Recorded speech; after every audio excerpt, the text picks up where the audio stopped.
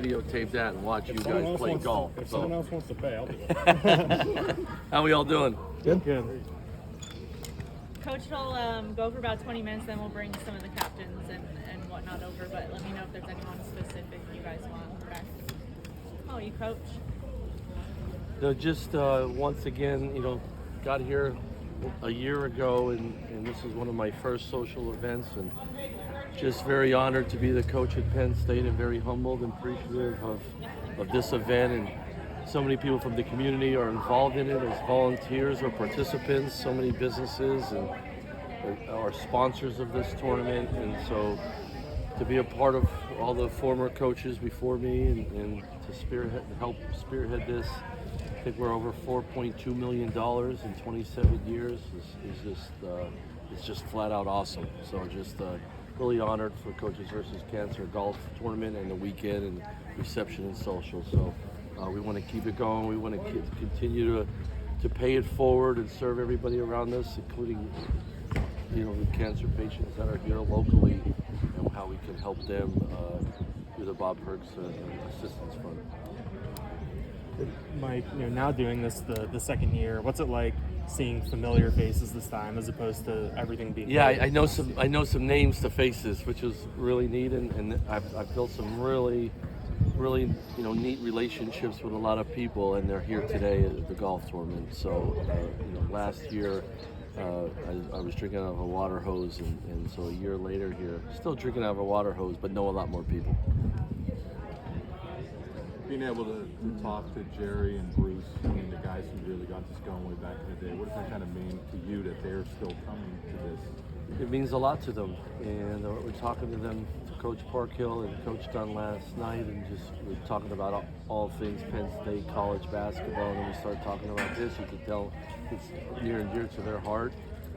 They're very proud of where it's at now and how much bigger it's gotten every year, and it's moving forward, and they're still a part of it. And I know they feel welcome back. I want them to continue to feel welcome back and be a part of this and our program and all that. So, you honor those that came before you all the time in different ways, and this is one way we can honor those guys. And when it comes to program building, a big part of that is usually getting former players involved. And to see you have kind of different eras here. What is it? How important is that for this and for your program? Without a doubt, no matter what, I want anyone that put on a Penn State basketball uniform, I want them to always feel welcome here with the new coach and the program. It's their program, it's not my program. They're the guys that bled and sweat in those uniforms and had that experience. So I want them to come back and share that experience with the guys in our program now, and come back here and feel welcomed all the time and be a part of our program. And this is one event where we can get a lot of guys back at the same time. So you hear some great stories, and I've been picking their brains last night and today about how their experience here, and trying to learn stuff as well. But have different guys. Some of these guys I've known for a long time, just through the college basketball world. But to see them here on their campus at their school is it's really neat. It makes you proud as a coach. Continue with some of that program building. This offseason, you guys went to the portal and didn't get as many veteran guys, not as many guys with 1 year left, or any guys with 1 year left. Yeah. How intentional was that, and why was that the approach? Very intentional, because I wanted class balance. Last year, we had to get a roster, and with 5 guys returning that are seniors that will be out of eligibility this year, I didn't want to add on to that. Because then now you're looking at 6 or 7 guys next year, and you never know if you lose a guy. Now it's 8 or 9. So we were very intentional about getting underclassmen that would have 2-3 years, and there's a level of development we could have with those guys in our program. Does that change the difficulty of the pitch to maybe some of the guards and wings when you have so many guys that are coming back that have played a lot and presumably will play a lot again? Well, I really want to, we went after guys in the portal that we had prior relationships with, and we had a lot of background intel, as I call it. So they know how we do things, because we recruited them in the past and they had prior relationships, and so everything was on the table that way.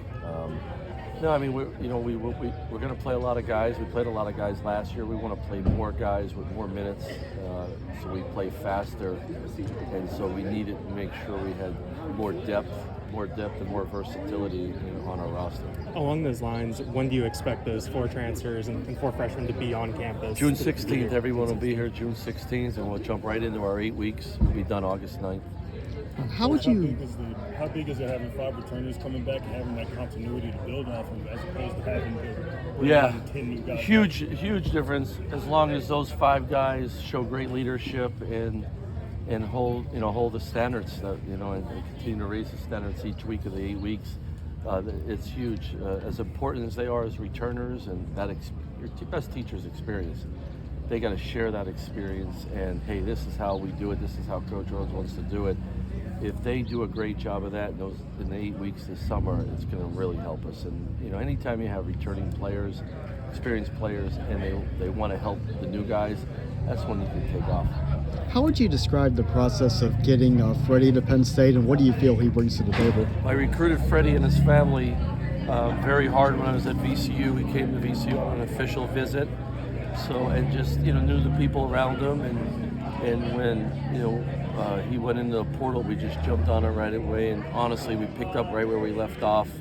I had just had a really good relationship with Freddie, so we just went from there and spent some time with he and his family, and then got him on campus. So, Freddie's a very versatile guard with great length, very good in transition, and he's still a young guy, so I think he can really develop and get better and better. So I'm really excited to have him. He's a very coachable kid, so I'm excited to have him here. What's next for Ace? Having him come back officially now for the 5th year, what's the next step for him? How much better can you get in the next 8 weeks as a 5th-year guy, right? That's really important to me. How well can you lead this team? You take a thought, especially in the second half of the season, you really push the team further. Can you do it again with some new guys? I think that's really important for him. Show people at the next level that I could run a team at a high level, and take some of these guys to a whole different level as well. How well do you feel like you've been able to supplement and add to your size? You lost your whole center rotation. Yeah, I think we got size. We got size, but I also think we got athleticism and length and versatility, which is really important to me. Q had a great second half of the year, especially, and we're gonna have to replace that. But I do think with Yannick and Miles and Kachi, those 3 guys, there's a lot of minutes out there for those guys to go get. I think they're versatile, big guys, and all 3 of them are a little bit different, which is how I like it. But they all could move really well, and I don't think we have to limit some of the things we'll do offensively or defensively because of the way they move and their versatility. Do you expect Miles to see the court quite a bit this year? Absolutely. Yeah, I always believe one way big guys really develop and improve is they're in the action. We need them to play a lot. We need them to be flying around and blocking shots and rebounding and showing his versatility. So I want to play freshman bigs because you throw them in the fire, they get better and better. But his versatility and the way he moves, he'll be up against some older guys at times, but the way he moves and how hard he plays is going to really help him right off the bat. So, like all freshmen, they're going to some days have good days, and some days when they get thrown in that fire, it's going to be a rough learning day. But if we don't give them that opportunity, there's not going to be great growth, and that's really important, especially with bigs. Mike, how much different is recruiting now when, if you don't get a kid necessarily the first time around, you may get another opportunity and to maintain. Yeah, even those before the transfer portal, I've always taken that approach. Is like, you hear some crazy war stories when they tell you no, and the way coaches handle it. I've never been that way. Never ruin a relationship. You never know where it comes around. And Freddie's a great example. He had an unbelievable summer going into his senior year and had some great opportunities. Goes to Tennessee. It was a great opportunity for him. And here's the example of didn't work out. He's looking. If we would have ruined that relationship out of frustration because we didn't get him, his people and his family wouldn't have interest in Penn State than us. So that's really important to me. So, and recruiting is so different now than ever. And I think there's 3,000 student athletes went in the portal this year, so why would you want to ruin any relationship? Handle it with class and dignity. You move on to the next one. You never know if you're going to come around on the back end. Catchy was that first portal edition, I think. When you saw him in the portal, what about him do you think he fits at Penn State? What does he do that? Well, I recruited him really hard out of high school, and he played for Ben Luber, of course, who played here at Penn State, and I've watched him practice, work out, play AAU games, play high school games, play high school summer games. So, I loved his versatility. I loved how well he moved, how hard he played, and his role where he was at.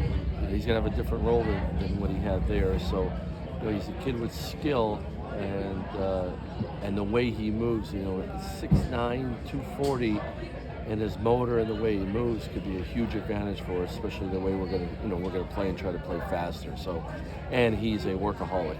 He's a absolute workaholic. He'll be a guy we'll have to kick out of the gym sometimes, but that's guys like that.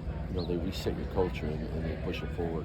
Having guys like Freddie and Eli, how important was it to get like young wings that have a chance to develop, maybe have some untapped potential? Yeah, I just think both of those guys can impact us right away and get us buckets and score. But they're both very competitive. Eli is a super competitive kid. He fits my mentality tremendously. That's what I'm really excited about. I recruited Eli hard out of high school as well, and watched him a lot, and I think he can score. I think he can play multiple positions. He draws a lot of fouls. Just got an edge to him, and we're going to need that from him from day one. So we're really excited to have him. There'll be a lot of competition this summer, which is going to move our program forward. Where do you see Puff kind of evolving? I mean, it seemed like last year the injury stuff kind of held him back a little bit. Yeah, I mean, he didn't have much of a summer. He's getting over his knee, and then he had a couple of injuries early and illness, and then I just thought he did a really good job, even though he didn't get off to a great start statistically. He was very coachable, kept working really hard. Started just zeroing in on focusing on, all right, I just got to have a great day today, and stacked up a bunch of days, and just started seeing, especially the second half of the season, later in the season, I thought he played well. He plays so hard, he's so coachable. He sets the example of how to do things on and off the court. That's what you want building a program. And then I thought he just played better and better. And the guys really respect him because of what type of teammate he is and how hard he plays. And then you saw his ability. And no matter what, you want them to be, when you transfer, you want them to play the way you want and get results on day one. But any type of transfer, I always think there is a period of adjustment. And for some guys, it could be the first half of the season, or it could be a whole year. And I just think his period of adjustment, once he knew he had freedom to go be a player for us, as the second half went on, it helped him more and more. So I want him to have a great year, really step up. I want him to play with great energy all the time, and just go play. So. Miles and Dominic getting to play in overtime elite last year for their final year of high school. What do you think that experience does for them as they level up to college now? How do you think that shapes them? Yeah, well, there's just certain leagues in the country now that just have great competition, right? Philly Catholic League, DC Catholic League, Chicago's Public League, like Northern Jersey has some leagues that are just really good competition day in and day night. There's a lot of other places throughout the country. Those guys play in OTE league that was just great competition, and they got a taste of that and played against really good players. And when you have good nights, it gives you more confidence. Doesn't mean that you're just going to show up on day one and get it done at Penn State or in the Big Ten, but sometimes you have some tough nights and you learn from those nights. You learn doing that your senior year in high school against really good competition. So hopefully those experiences can really have them ready to impact us. What do you feel is the next step that Zach needs to take in his second season at Penn State, and what are going to be the keys to him taking that next step? Yeah, just be super confident. Strength, right? I think that's key. I thought he got stronger throughout the year, but he's got to have a big summer. He had a good spring in the weight room. He's got to have another big summer in the weight room, and just play with more confidence. I think he did that later as the year went on. His period of adjustment was probably up until January, and we got to do that again with him. where are you at with respect to your non-con, and are you looking to be creative, even more creative? Yes, without a doubt. We want to play a couple different places, and we're still working on it. So until it's completed, we won't announce it. But yeah, we want, like I said earlier, we want to think outside the box and do a couple different things. And even if it's not all this year, as we move forward, I think every year we'll have some different scheduling changes, some outside of the box ideas, just to be different, take advantage of some opportunities. I think there'll be a lot more neutral games out there than ever before, and go from there. I don't think we've had the chance to ask you about Hudson Ward since he signed. How did you kind of come across him, and what is kind of your scouting? Well, we had a couple people we know, scouts or another coach told Brent Scott about him. Big B saw him play out west, and we just really dove into him. And great size and strength, very physical kid. Could play guard multiple positions. He could really get to the rim and score physically, and he's just really improved his skill. And he's just a very good athlete, and he's got a competitive edge. And I think we got on him before a lot of other people did. A lot of people were mad when he committed to us right on his visit. But he could end up being a really good player for us because his size, his athleticism, he's got a grit to him, and his skill level is just getting better and better. Big, strong kid with ability. You said quite a few times last year that last year's team didn't shoot quite as well as maybe you'd expect them to going into the year. Do you feel like you've improved from that standpoint? I do. I think so. And maybe not. I hope it's in just raw numbers behind the three-point line, the free throw line. But I also think we have some scorers and a scorer's mentality, a guy that can get a bucket, get to the foul line, make a three, put the ball on the floor and get by guys. I do think we got more of those guys than we had last year. Yannick is an intriguing piece. He's a guy that's 7 feet, 255, but he also has some stretch potential at his size. Just talk about him and what he brings to the table. Yeah, just great feel. He played a lot of basketball in Germany. That's where he really trained, and they play an exciting style, and where their big guys really step away, or passers. So he has a great feel for a guy 7 feet away from the basket, pass the ball, he can shoot it. And, I think his role will be much different here than it was in the past, where he's just not going to live on the block. He's going to do multiple things, but he also can go on the block and score. I love his feel for the game and his versatility, and we're gonna count on him from day one. So I'm excited to coach him. How much does that skill set kind of unlock more of the things you want to do? Yeah, number one, it creates spacing on the court for all the other guys to make plays. Give Ace more spacing off the ball screen. Guys on the wing get the ball in transition. He doesn't have to run in front of the rim. He can run to the corner and shoot a transition three or a trail three. Just gives us more options. And when you have a big guy that can pass and shoot, you're harder to guard. You can't just switch and change matchups. So that and that's the way we want to play. That's the part about trying to be different than some of the teams we play. Last year you had a traditional big and Rhoades that you fed a lot in the past. Without that this year, seemingly without that this year, how do you expect the offense to look different? We'll probably spread 5 out more. We'll spread. We'll still have a post presence, but we can play through the post because we have a post player like Yannick can pass, Kachi can pass, and they can catch the ball away from the basket and face up and be different and be comfortable with it. So I just think you put the defense on the heels sometimes when you go 5 out and you put a big guy away from the basket, he's not comfortable. It messes up help defense, it messes up at the rim defense, protection. So we'll just play differently that way. But we'll play through our big guys because I think they're talented players. Javin is the last member of that freshman class we haven't asked about yet. But the first to sign. Exactly. Yeah. He was someone who, in Tennessee was, I think, Mr. Basketball, was a very big presence in and around his hometown and state champion. When a guy comes in with that kind of background, how do you want to see those intangibles, come through as a true freshman? Yeah, I don't want to I don't want to just put him in a box because I think he's a very versatile and talented lead guard, point guard, but he's such a good shooter with range. If he's playing out there with Ace or Freddie or DeMarco, he can make threes. So we don't want to take that away from him as a freshman.